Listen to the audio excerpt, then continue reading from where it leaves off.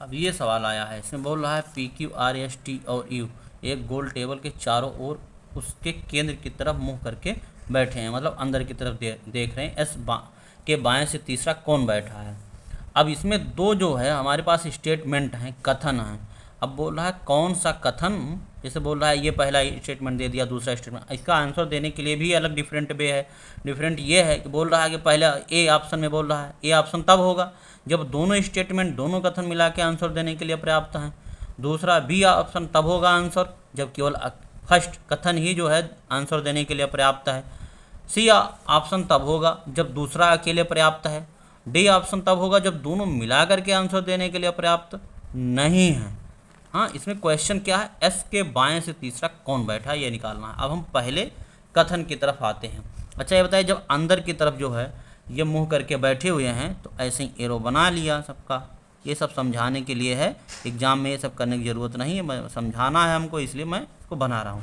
6 लोग हैं, P Q R S T और यू। अगर 6 लोग हैं तो 6 बना लिया, इसको 6 ऐसे ही बना लिया।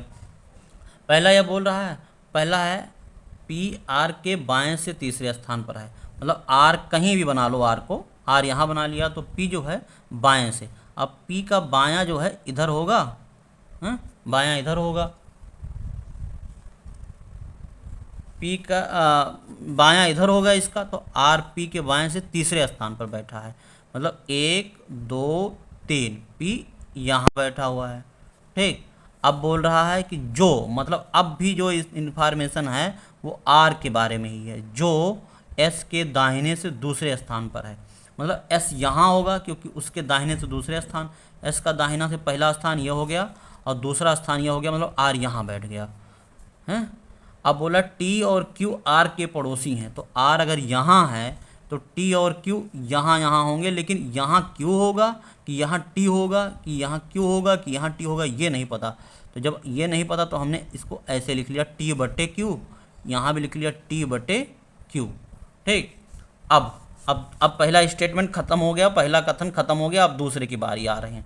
अब यहाँ पे हमारे पास जो क्वेश्चन है, एस के बाएं से तीसरा कौन बैठा है, तो एस के बाएं से तीसरा कौन बैठा है कन्फर्म कहाँ बता पा रहे हैं, एस का बायां पहला पी, दूसरा पता नहीं कौन बैठा है, मतलब यू हो जाएगा भाई। अगर टी और क्यू यहाँ हो गए तो बच कौन रहा है, यू ही बच रहा है, तो यू को हम यहाँ डाल देते हैं।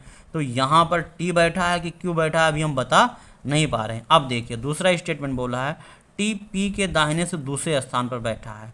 टी जो है पी के दाहिने, मतलब पी यहाँ है और उसके दाहिने से दूसरे स्थान पर, मतलब पी का पहला दाहिना फिर दूसरा दाहिना, यहाँ पर कौन बैठा है, टी बैठा है। अगर यहाँ पे टी बैठ गया तो क्यू को यहाँ से काट दो, तो अगर यहाँ टी बैठ गया, यहाँ पे टी बैठा है तो यहाँ पर क्यू बैठा होगा तो टी को काट दो। ठीक, अब देखिए सबकी पोजीशन अपने आप पता चल गई कहाँ कौन बैठा है, यहाँ क्यू हो गया, यहाँ टी हो गया, यहाँ बाकी सब थे ही।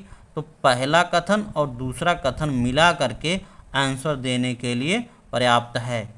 ना तो फर्स्ट अकेले देने के लिए पर्याप्त था, ना तो सेकंड अकेले देने के लिए पर्याप्त था, लेकिन दोनों को मिला देते हैं तो आंसर देने के लिए पर्याप्त है। यही आंसर होगा।